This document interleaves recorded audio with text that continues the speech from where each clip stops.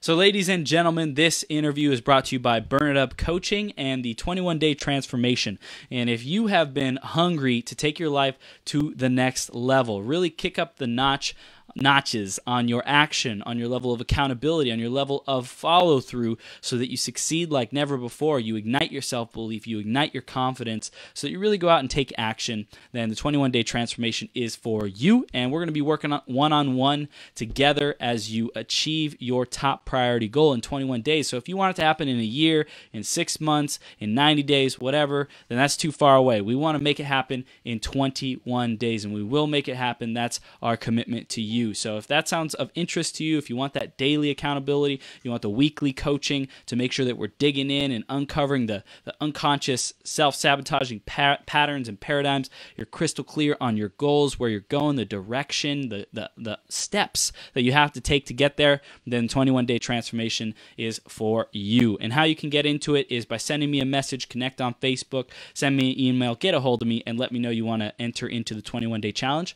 I'll send you an application, and once we get that back and it's a good fit, then we'll jump on the phone and make sure we're all set and good to go. So if it's a good fit, awesome, we'll continue. If not, no worries, I'll send you in the right direction, or send you on your way through some resources or next steps that might be a better fit for you. And I'm looking for 2 people only. So attracting and creating those next 2 people. If that's you, get in touch. Now, this interview is also sponsored by iTunes. Just kidding. It's not sponsored by iTunes, but we do have iTunes reviews of the week that we share every episode. So if you enjoy the show, definitely leave us a review on iTunes. And this week's review is by 17th Try. 17th Try said, "I love this insight. I've heard people say things before like, don't wait until you're ready. You'll never be ready. I loved your twist on that. If you'll never be ready, you'll also never be not ready. Your energy is powerful. I look forward to hearing more episodes of your show." Thank you so much, 17th Try. And for you out there in the audience, again, we appreciate those reviews. beyourgps.com/iTunes, or search Becoming Your Greatest Possible Self on iTunes and leave us a review. Now, for the man, the legend of the hour, Joost Janssen, 12-year military career as a U.S. Navy SEAL, as well as 5 years as agency direct hire in support of counterterrorism, has deployed and conducted operations in over 12 countries, including Iraq, Afghanistan, Yemen, Libya, Egypt, Korea, Vietnam, and the Philippines.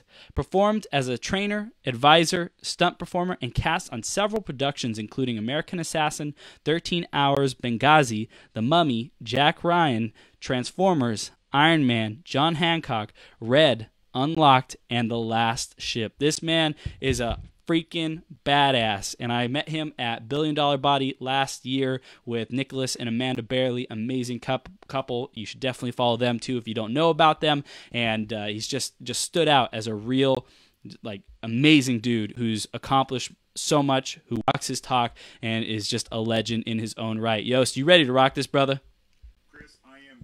I'm excited. All right, he's ready and he's excited. Boom, baby. You are now live on Becoming Your Greatest Possible Self. Welcome to the show, man. We're grateful to have you. Thank you.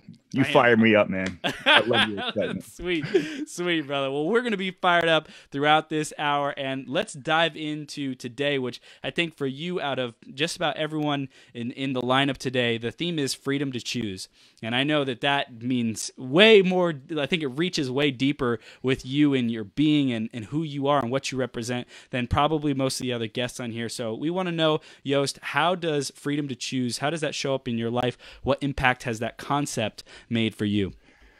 Man, freedom to choose. I love that. And I've been thinking about it a lot the last few years, especially. Mm-hmm. And for what it means to me is actually the freedom to make my own choices. And to get freedom to make your own choices, you need to be free of money. Money can't rule you anymore. You need a real money. Damn. And then also free of society. All these expectations. People look at you and you feel this pressure to conform to what everybody else is doing, what they want. So do the soul searching, find out what you really want out of life. Damn. Damn. So that's like, dude, just follow your passion, follow your soul's calling, your heart's calling, just line up with your purpose in life. And dude, like you've gone and given so much of yourself for our country, for others. So I want to say thank you on behalf of me and everyone who's listening. Thank you for your service, man. Thanks, Chris. Appreciate it, man. Yeah, appreciate you, man. So let's keep diving into today. What are you working on today? What are you representing today? How are you showing up in the world today, brother?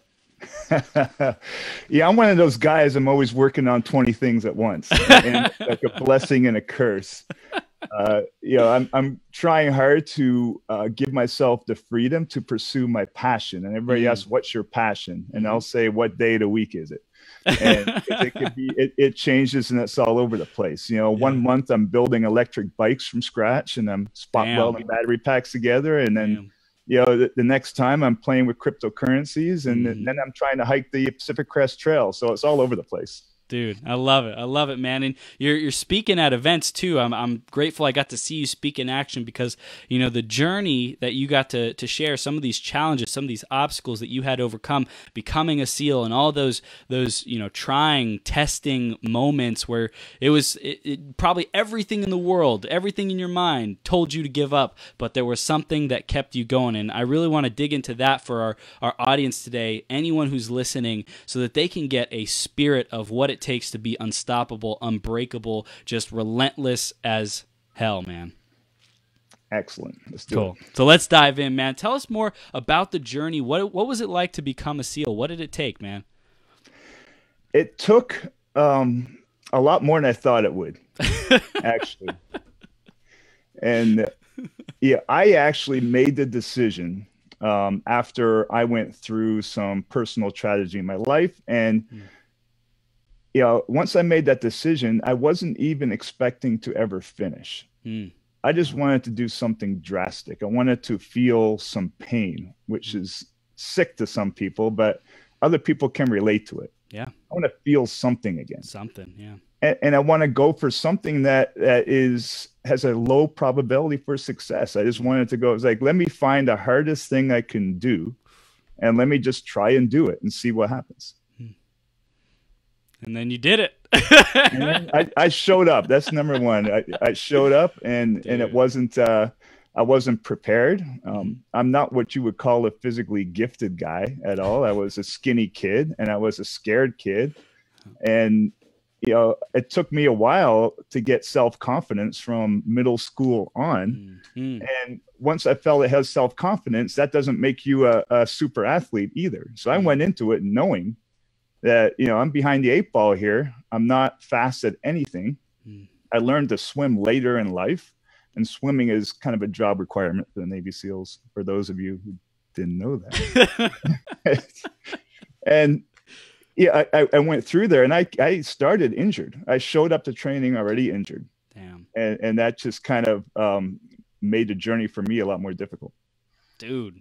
So tell us more. What did you have to go through with that injury? Tell us some of the details of those days where you didn't even know you could make it through. It's just like, no idea. The first day I showed up, I know I wanted it. I made the decision that I was going to show up, and I'm not going to quit. I made the decision that anything within my control, I would take care of that. Now, you realize that things outside your control can still happen. But I was internally okay with that. I just wanted to be like, they're going to have to force me out, carry me out. I'm not going to walk out under my own strength. So I showed up with shin splints, severe shin splints, and both my shins. Oh my God. And it was my own fault. I started training 6 months out after I made the decision at home. And I read in a book that Navy SEALs run in boots. So I decided to go from no running to throwing on some combat boots and running up and down the paved streets of Michigan. Oh, and then man. By the time I showed up, I mean, it was like I probably had, partial stress fractures and everything too. But, and that was my first opportunity to make an excuse. I could have delayed entry into the Navy, for a bit, but I'm like, no, if I make an excuse, then I'll make another excuse later. So I showed up. And then when training started, then immediately, like I I figured out a way. I got some orthotics that kind of helped my shin splints a bit. But the side effect of that is it started tweaking my knee. So I had what you call ITB, iliotibial band syndrome.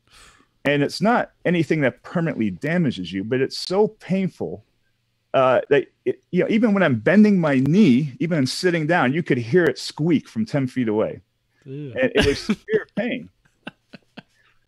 And I remember sitting there, like the class in front of me was in their first week of first phase. So I hadn't even started, the pre-training yet. It was called INDOC. And I'm still ready to start INDOC. And the class in front of me is in day 3 of first phase. And I was watching them go through the surf zone.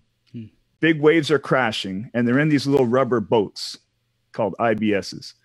And as they're paddling in and out through the waves are picking these boats up, and there's bodies flying everywhere and paddles flying everywhere. And I was thinking to myself, I finally had a goal. It's like, I just want to make it to day 3, phase 1. So I can actually do this evolution, because it looks like a hell of a lot of fun. And then at least I got one good story to tell when I go back to Michigan. Yes. and that was my level of belief when I started, just make it to that point. And then I remember going into Hell Week, and my knee thing, one of the instructors thankfully told me to put a bag of ice on my knee every night and go to sleep. And it got me through the next day. Wow. Now, being a former paramedic, I knew that's not good medical advice. I mean, you can really damage your knee, but I didn't care. I didn't care about damaging my knee. I cared about making it through the next day. That's right. And then by the time I got to Hell Week, that knee thing had taken care of itself. And then I remember Wednesday night in Hell Week, we were doing something called the elephant run, where you're basically being forced boat to boat to boat. The boats are on your head. There's 6 guys, 7 guys underneath the boat, and they're just driving you down the beach all over the place. And, the boat's supposed to touch. And if there's any gap, then you'll get, extra attention. Oh. Now, remember, we were doing it all night long. We were on the beach. We were on the paved area. We were back and forth. And at one point when we were running, the boat bounced up and it came down on my head, and it tore some of the ligaments in the back of my neck. Damn. And for the next, 48 hours of Hell Week, I could not lift my head anymore. If I wanted to put my head up, I had to hold it up with one arm. And most of the time you need your arms in Hell Week. So most of the time I had chafing on my chin where it was rubbing my sternum, because that's kind of how I had to do it. That's how I had to get through Hell Week. Wow. And then I got through that. And then all of a sudden I couldn't run coming out of Hell Week. They give you 1 week to walk to recover from all your injuries. And when I got time to run again, I couldn't run. I didn't know why. A lot of pain in my, my hip joint. And finally, I got a bone scan, and they told me, you have a femoral neck stress fracture. They can see the crack in there. And it's like, if you keep on going, that could crack through and do permanent damage. So I got rolled back 2 classes, and I had to repeat 3 weeks of training. Damn. And then it started going good for me. Like, the water stuff was, I was kind of comfortable with, because I was a former lifeguard in Canada. And we out in the ocean. So I knew how to swim in a straight line. I felt calm in the water. So I was good through 2nd phase. 3rd phase was a ball buster. But then 2 weeks before graduation, they call me into the office, and they're like, well, we're removing you from training because you are a Canadian citizen. Oh my God. And there's no way we can give you a security clearance as a Canadian citizen. So I thought that was it for me. Damn. But what ended up happening is they messed with me for those last 2 weeks. They said, you're kicked out. And we were on an island off the coast of California. So there's no, and they would say, go out to the airport and wait for a plane to pick you up, and we'll process you out.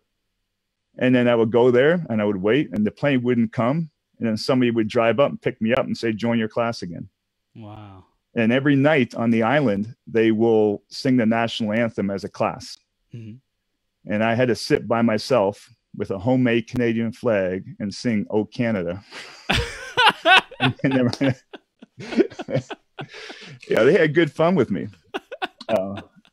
But through good fortune and I guess somebody in, the officers that were in the instructor staff took a liking to me, and they said, you know what we'll do?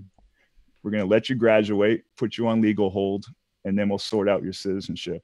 And Wow. they did that.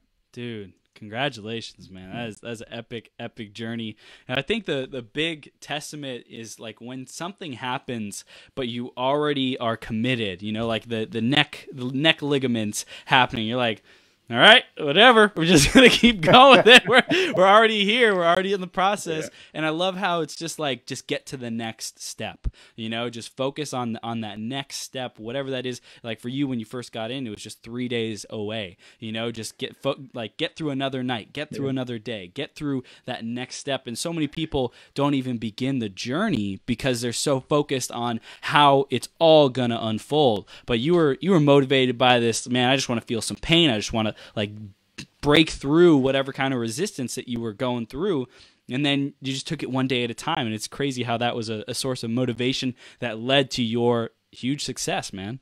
And that's a big trick. Like when we go to Hell Week, so it's 5.5 days of constant physical pain, constant hypothermia, and you think it's never going to end, but you eat 4 times a day. Every 6 hours is a meal. Wow. So all you focus on is surviving to the next meal. And after that meal, you focus on surviving to the next meal. Yeah. What did you see was the common factor between the people who were able to stick it through and the people who weren't? The biggest thing is you don't go there and learn to be a SEAL. The whole process is what we call a selection process. So we're finding SEALs. We're not really training SEALs at that point. So it's people that have lived their life of a pattern of not lying to themselves, making good decisions. So if you make that decision, I'm going to do this and I'm not going to quit. But if you're the kind of person that tells himself stuff all the time, like, hey, I'm going to start my diet on Monday. Monday rolls around and you go through the drive-thru or eating a big hamburger or something like that. That means you just lied to yourself. Yeah. And in this society, it's okay to lie to yourself. Nobody calls you on it. It's more a social taboo to let somebody else down. Like, Chris, if I told you, hey, I'm going to be on this podcast at 6 o'clock, you expect me to be there, vice versa. Right. But then people will show up for an appointment, yet they'll lie to themselves and let themselves down every day. Chris, I'd rather you let me down than you let yourself down. Damn.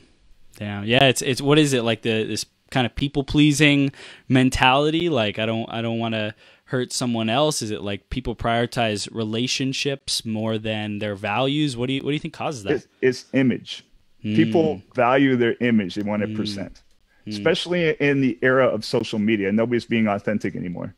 All you see is a fake version of somebody's life out there. And I'm not saying everybody, you're the kind of guy that you're raw. I mean, you put it out there, the good, the bad, the ugly. Most people aren't. All you see is something that's perfect. You don't see the bad stuff. And image and identity, both those two things. It's like, like you have this idea of who you are, but it's not the truth. And you protect that identity that you present to the world at all costs. Wow. Well, down deep that it's all shit. So for someone who may be in the period of transition from, wanting to protect their identity, wanting to protect their image, and they recognize that ain't giving me shit. I want to really live by values. I really want to live by standards that I set and I keep, and I trust myself and I honor myself and I follow through. How do they make that transition? Make a list. Sit down and write down everything you're afraid of. And afraid is maybe the wrong word.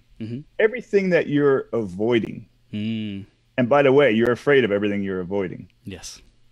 So it could be putting yourself out there, the fear, like you want to grow this business, start this business, you want to do some public speaking, you want to actually join this social group, and go down the list. And then you do the more obvious things. Hey, I always want to jump out of a plane, or I want to swim in the ocean. When I spoke at the event about a month ago, when you were there, I told my story, how I was afraid of water when I grew up. And I told a story about how I overcame it. And believe it or not, like 5 people out of the group came up to me. These are grown, fit men came up to me, and they confessed that they had something happen to them as a child, and they've been avoiding any water that's deeper than chest level their whole life. Wow. And they all vowed to me that they're going to take this year and beat it. Damn. I love it. So write down everything that you're avoiding and then start taking those on one thing at a time. Yeah. Start with the easiest thing. It's like paying off debt, you know, like start with the highest interest first and start paying it off. Yep.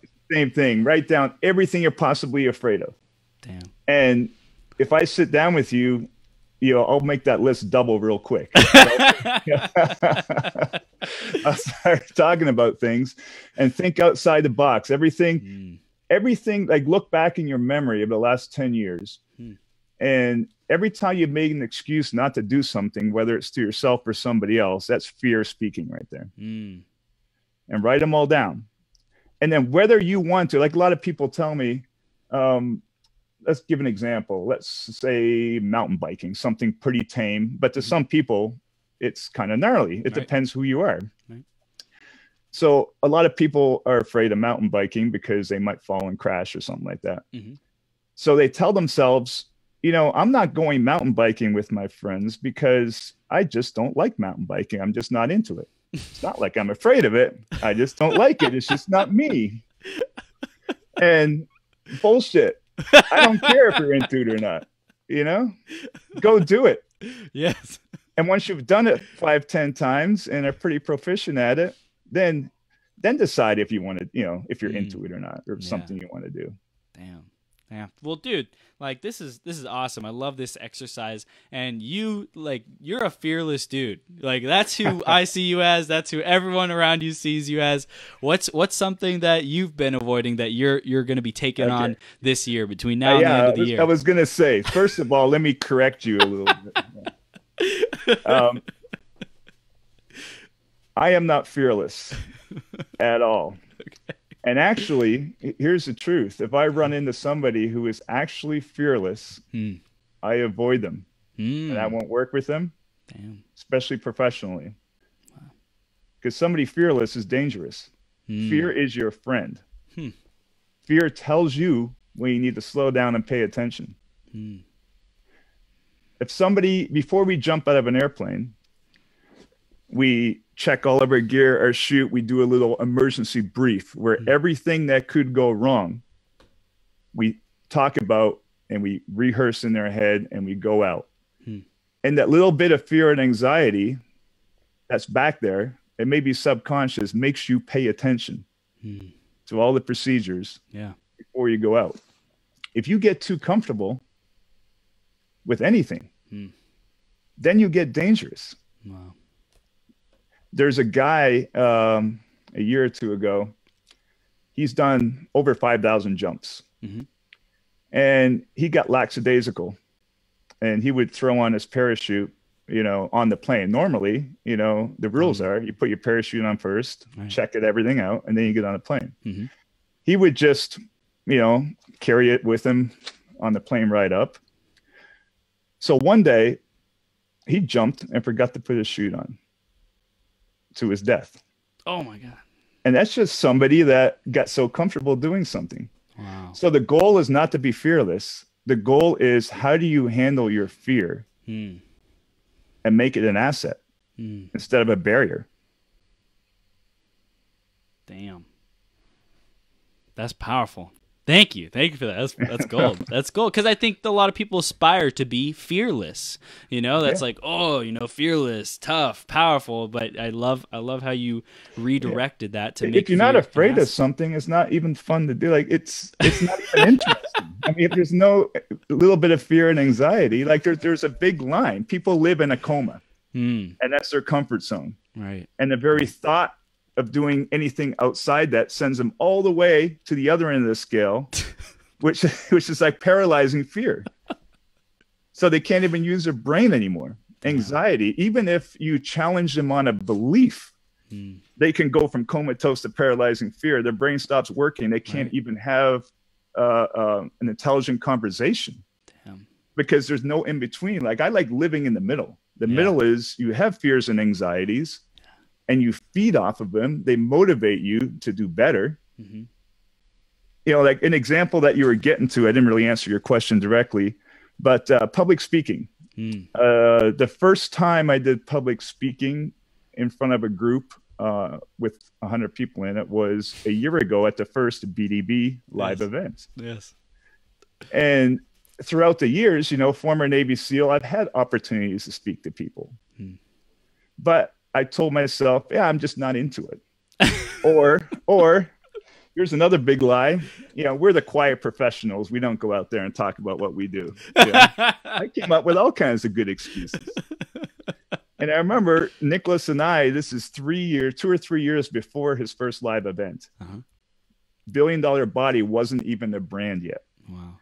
And he asked me, he said, hey, if I run this big event, would you come and speak? And I'm like, sure, why not? Thinking, all right, yeah, he's going to get 100 people in a room. Like, no freaking way. And sure enough, 2 or 3 years later, he calls me up and is like, well, you know, my first event is launching. It's coming. And I remember like thinking back, it's like, what a freaking idiot. I had to go in my mouth and say, you know. But, you know, you got to obviously do what you say, but it was more than just that. Like, I knew this is something I've been avoiding. And I wanted to go there. And although it's not something that, you know, I really am naturally good at, like I had to work and say, I don't want to go up there and just say blah, blah, blah. I want to actually make some kind of an impact on people. Absolutely. There. And because then I feel good about doing it. So my fear wasn't really like being in front of people. The fear is I go up there and nobody gets anything out of it. I don't change any lives. Why are you afraid of that? Good question. but it's I'm not fighting the fact that I'm afraid of it, because every time since, it just forces me to not wing it. You ever see speakers who go up and they're so comfortable, they're just shooting from the hip, and you can tell, even though they're talented, they're coming up unprepared. And I never want to come across that way. I'd rather suck and show up prepared than be eventually good at something and just shoot from the hip and make it up as I go. Yeah. The preparation is key, man. It like really sets you up to be confident, sets you up to deliver the maximum impact. And I think that, you know, just something to look at is not being as effective, not being enough. Like, look into that in the future, you know, just kind of for personal reference. Look at where were the times in the past along your journey where you felt like you weren't enough, where you felt like you didn't show up, you didn't deliver like, you know, you were supposed to, your family got pissed off, mom, dad, whatever, like you let someone down. I would say look into that, because that's a source of, you know, pain that you get to heal now. And once you heal that too, by taking action, by having processes to go back and heal it, then you'll be able to be even more free, not just in speaking, but anywhere where people are counting on you and stuff. I love it, man. No, that's exactly. This year is kind of a journey for me to explore areas that I've kind of neglected. You know, how people perceive me. Yeah. You know, things like that, because it's difficult for somebody who has had a certain life and lives life by a certain way to relate to the person who's not making the same choices as me. But I have to find that bridge. It's like, how can I help them without appearing like this, you know, obtuse asshole talking to them? I want to find a way where I can have empathy and relate a little bit, because if I can't do that, I'm never going to really, you know, affect their life at all. Wow. That's powerful realization, man. That's super deep. That's super deep. And like, your heart is in the right place to make the difference. And I see you impacting many, many, many people's lives because of where you're at right now. There's like a greatness calling to you. You know, you do things big. You know, everything that you do it like balls to the wall. So it's like impacting people's lives. It's going to be the exact same thing, man. Yeah. No, it's good. I mean, gets me excited. Yeah. I don't know what the future is going to look like, but helping people in the way that I can help them gets me excited, because I want to have impact. You know, I don't want to go volunteer somewhere where vacuuming carpets and setting up chairs. I need something. Like, I'd rather go outside my comfort zone and hit somebody where it really counts. You know, it's just like hit someone. Oh, where yeah, it really counts. I love it, man. I love it. So in terms of like thriving through hardship, we talked about making fear your ally, turning it into an asset. Is there anything else that we need to know to be able to effectively do that, to really thrive through challenges, through adversity, through hardship, through obstacles? I think a few of the small things that have helped me, and I'm going to talk about the Navy SEAL experience. Please. And even in other areas too. So my personal tragedy that happened was my wife was killed in a car accident. And my life was spiraling in the wrong direction after that. And I remember a year into it, everything, all my goals and everything like that were me and my wife's goals.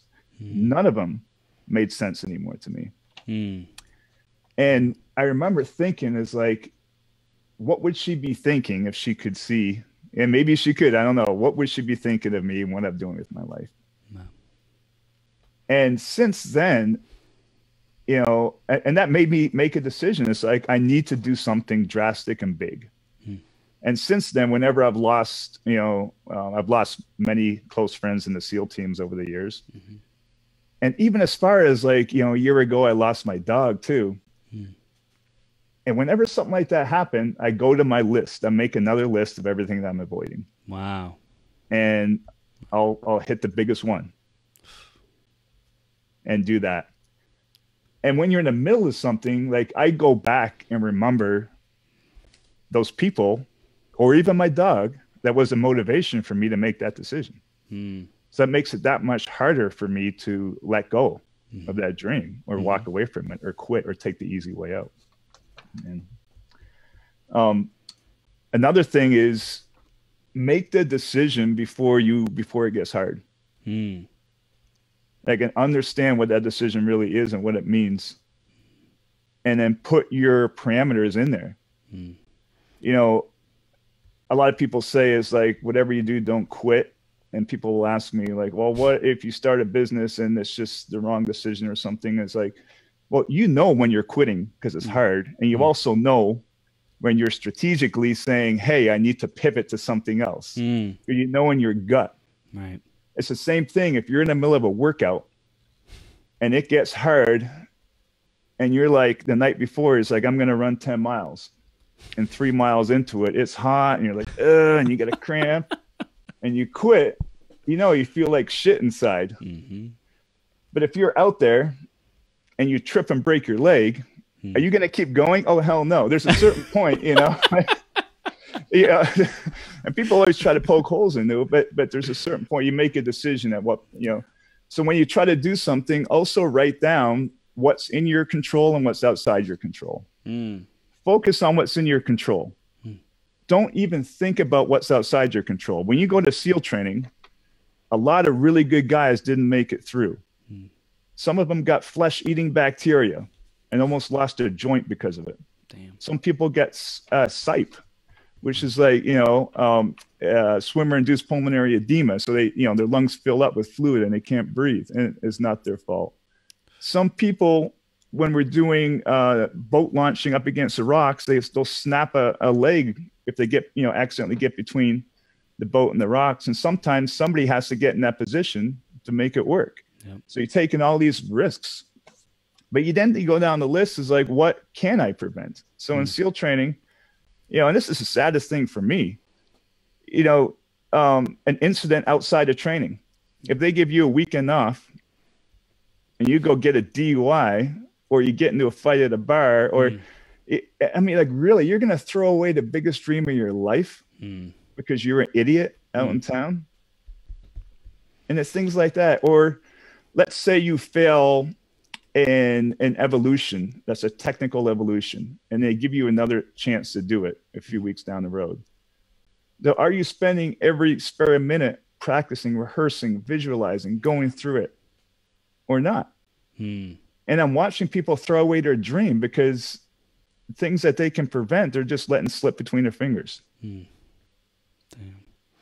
Well, it's that why they're doing it and why they're involved in it. Yes, it's like what's in control, what's out of your control. I think like once you're clear on that, then you can make better decisions. But ultimately, it's like why are they doing the journey in the first place? If they're not tapped into that, then they're not going to be doing everything that they possibly can. Yeah. You know, how important did you see like the why or the purpose or the driving thing for you, or is that important to you today? To me, the why is like motivate. You know why, but that why isn't going to get you through the hard stuff. Nope. You know, don't worry about the why. You made the decision for a reason. Trust the why that you made a good decision. At that point, it's like this temporary motivation's great sometimes when, it works, but it's so fleeting. Yes. It's not going to be there when you need it. When you need it most, it's going to be gone. Like your why, that's so like why is almost like your motivation. It's not going to be there when it gets hard. Trust me. When you're cold and miserable and sitting out there and you think you're going to die, and it's not going to be there. Or if you think about it, you're like, well, that why really isn't that important to me right now. Right. So you have to go back to that decision you made and your character and your track record of following through. And also it's your identity.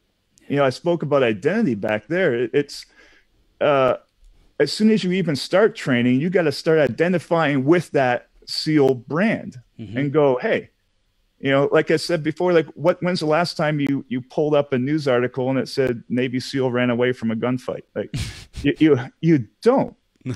Because what what guys are protecting, and when guys like Monsieur jumped on the grenade and saved the rest of the guys on that roof, he loves his friends and his buddies. Yes, he loves his country.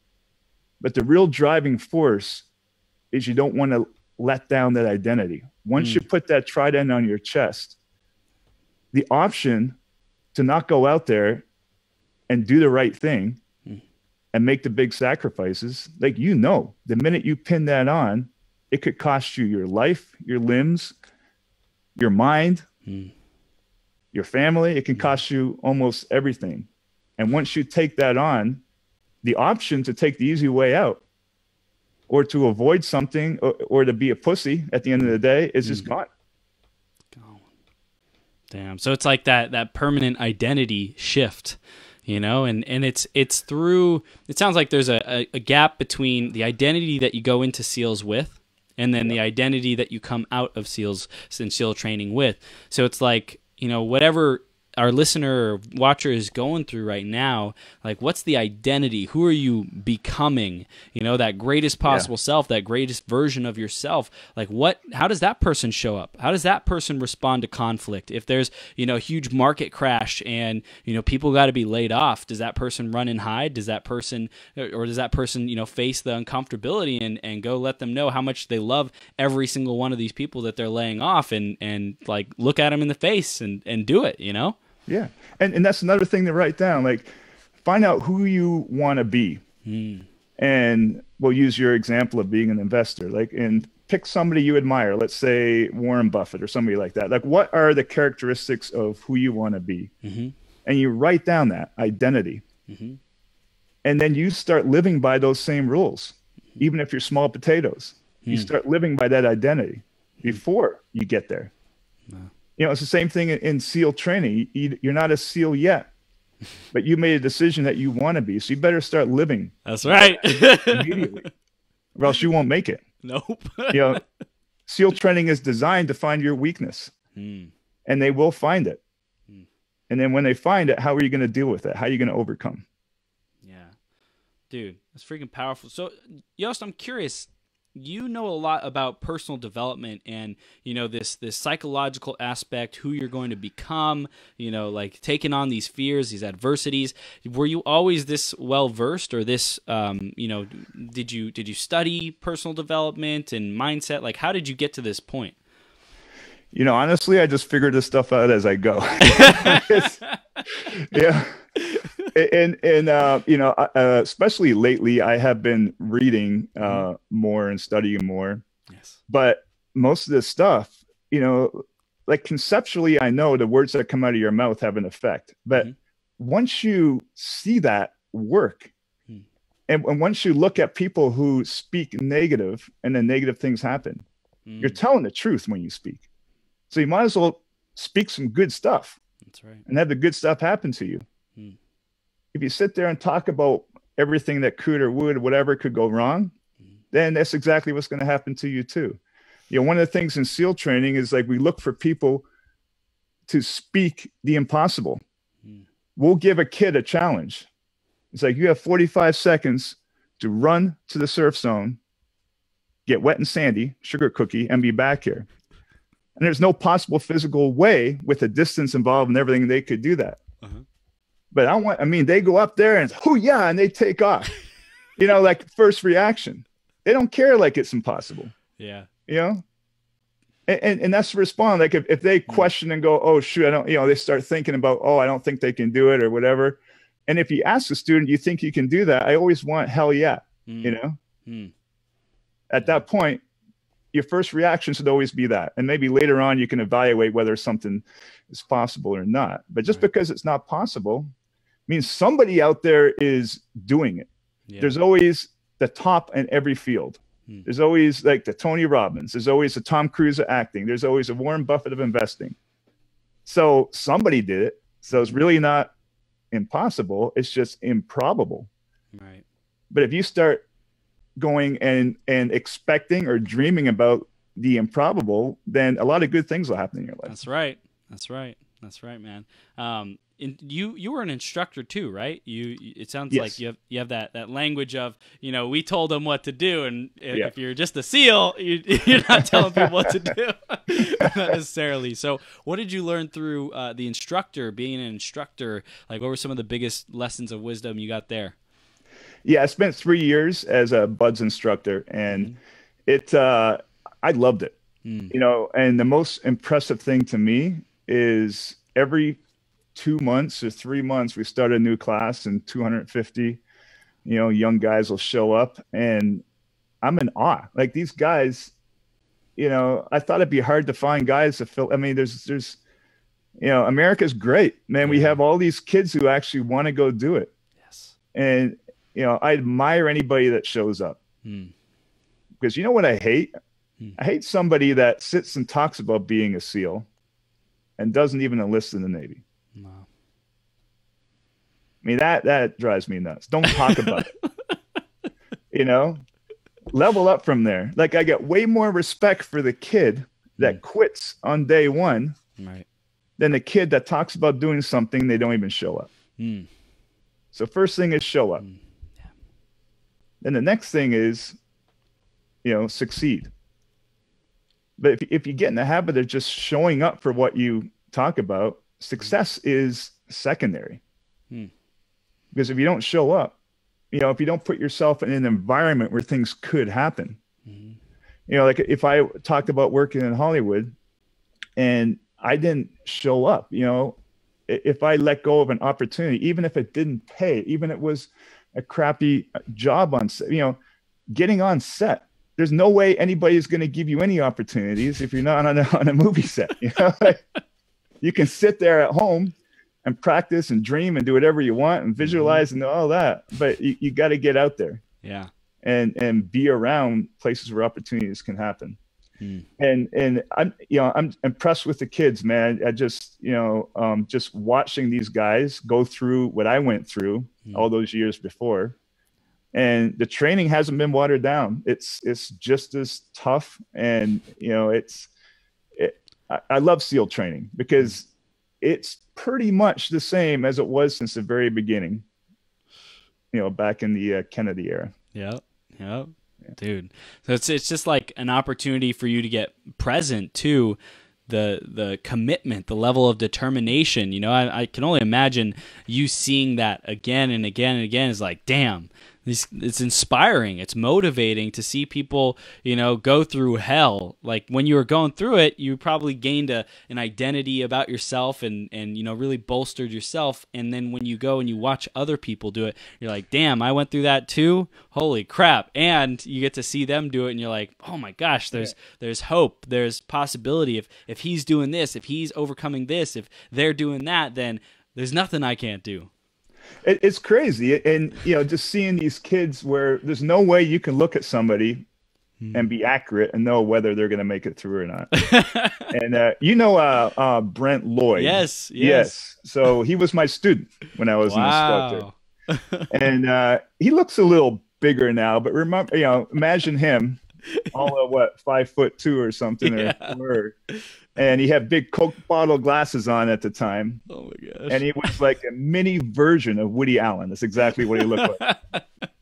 So I remember all the instructor staff was in the office, and he checked in. He knocked on the door and dressed up in like, a Navy Buds uniform. It's like, Seaman Lloyd checking in, Seaman Lloyd checking in for SEAL training. And we all looked in there, and everybody just started laughing their asses off.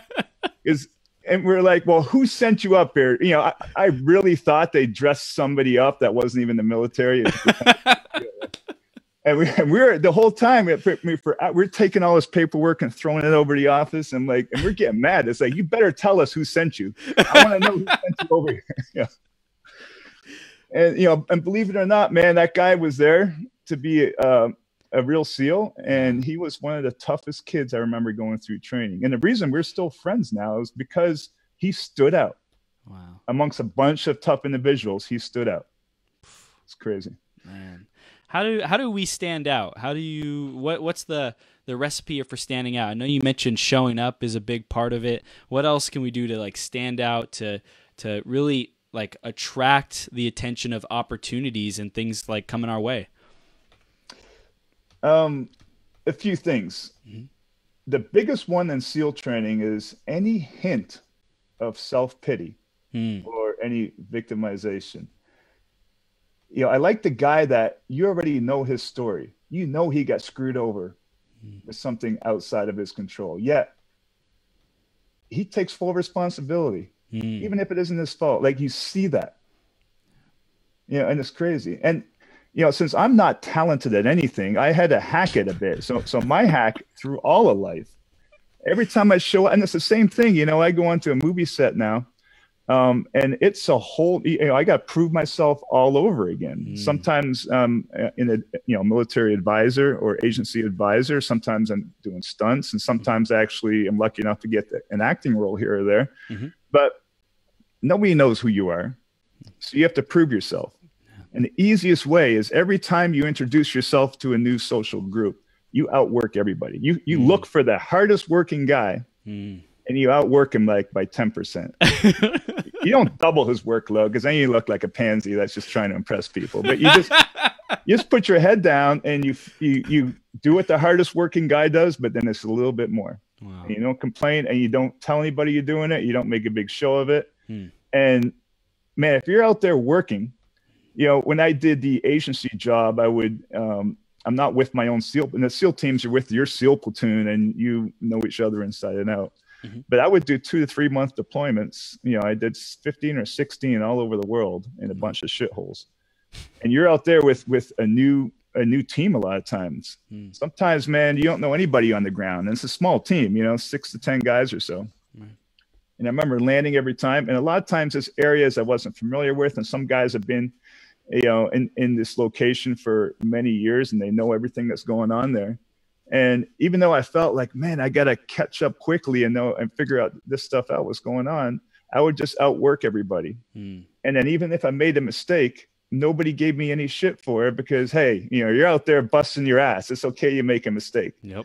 But if you go out there and you skate, you better be damn good and talented. And even then, look down on. Working your ass off gives you a little leeway to kind of make mistakes and learn along the way.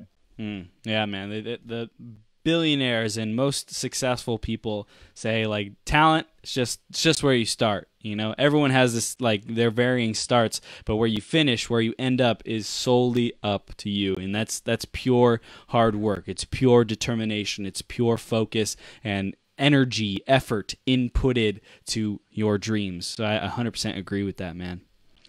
Awesome. Yeah, dude, this is gold. This is gold, Joost. So let's begin wrapping it up, man, because we're firing away here and time's flying. and we're becoming our greatest possible selves. Let's dive in. What are the final takeaways that we want our listeners to receive? First thing I'll say is know yourself and do a soul search. And what I'm talking about, when you know yourself, know what you really want. I spent a lot of my life chasing things I thought I should want, or it's what other people wanted.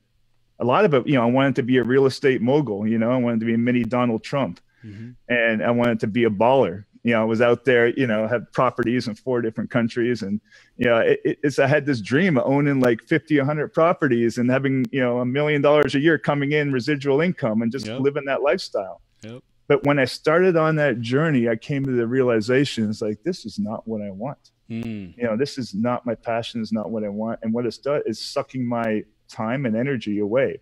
Wow. And I had to reevaluate. And I had to liquidate all my properties, and it was at the worst time 10 years ago. I'm sure you remember what happened 10 years ago. I liquidated, but I made a decision. It's like, I am going to get out from under this whole thing. I'm going to own one house, the one I live in. And that's it, and my life got simple, got more time with the family.